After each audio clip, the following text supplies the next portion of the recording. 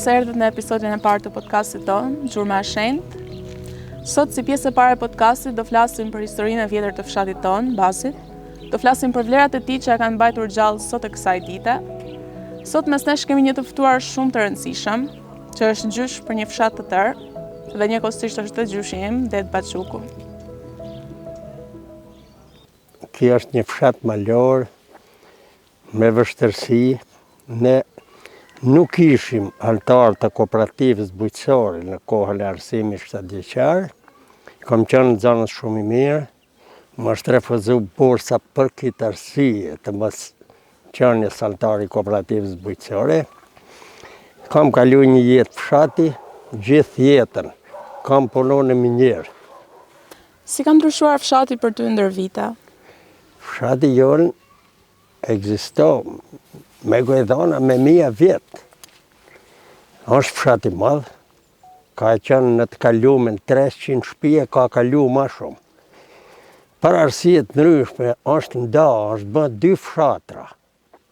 Sot ekzisto bazë edhe kuimi edhe rreth e bazë.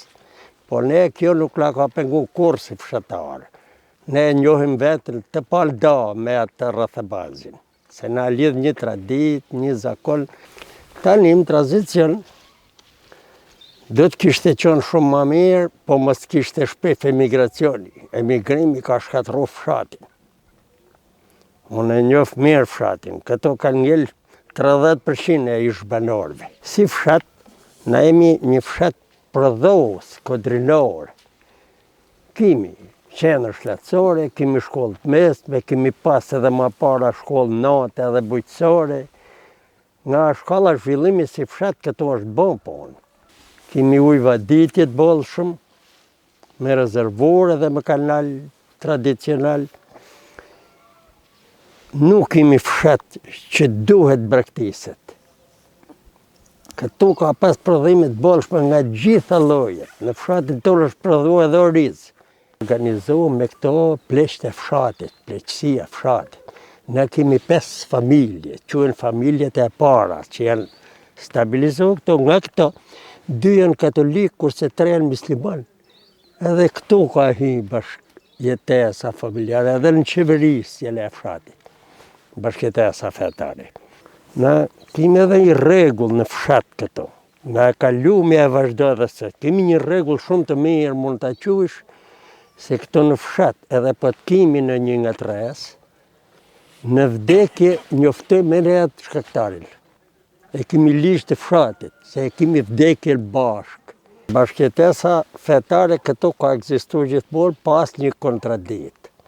Kemi pas edhe lidhje martësore, një rast para 100 vjetësh, një katolik ka marrë një muslimane. Para 100 vjetësh këto. Kurse sot kemi mbi 10 familje të lidhuna musliman katolik në martesë. Këto kryesisht punën fetare e zhvillohet e prefti për të di komunitetet. Bile prefti këna është respektuar më shumë nga komuniteti musliman. Dasma kishte rregullat preme strikte, aty nuk të falte. Qishke fejesa me shkosi, me ndërmjetësim, ke pjesëmarrja në dasëm, krushqit, çdo gjë në bazë të kanonit.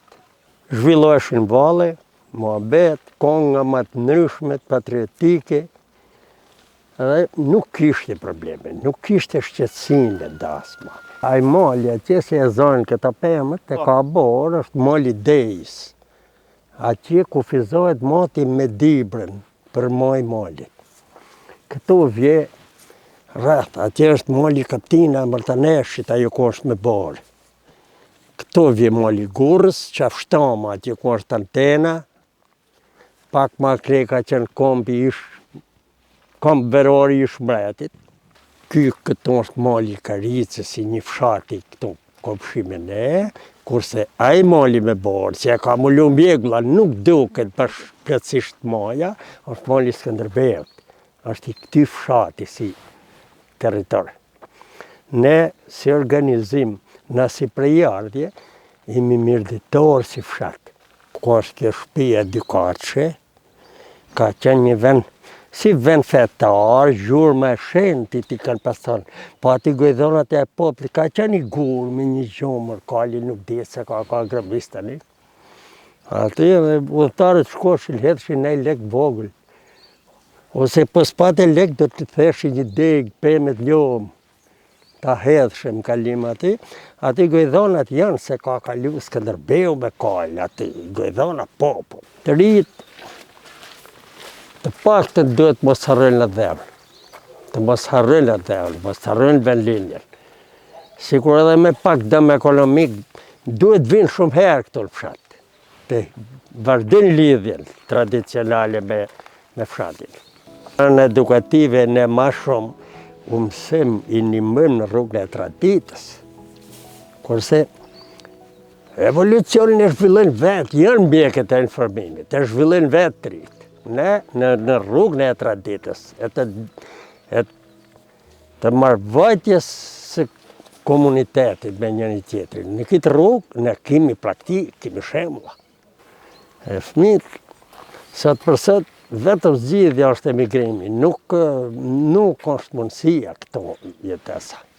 Sot për sot është transformu jeta, se këto është jetu 2000 vjetë. Faleminderit që na dëgjuat në këtë episod të veçantë të podcastit tonë Gjurmë të Shenjta, ku biseduam për historinë dhe traditat e fshatit tonë. Shpresoj që të kemi nxjerrë një anë të mirë të fshatit tonë në pa. Mos harroni, historia jonë është pasuria jonë. Edhe detyra jonë ta ruajmë dhe ta ndajmë me brezat e ardhshëm. Deri në episodin tjetër, qëndroni të lidhur me ne dhe frymëzoni nga këto fjalë që thuhen. Mos harroni të na bëni like dhe subscribe në çdo kanal të tonin. Mirupafshim dhe shihemi herën tjetër.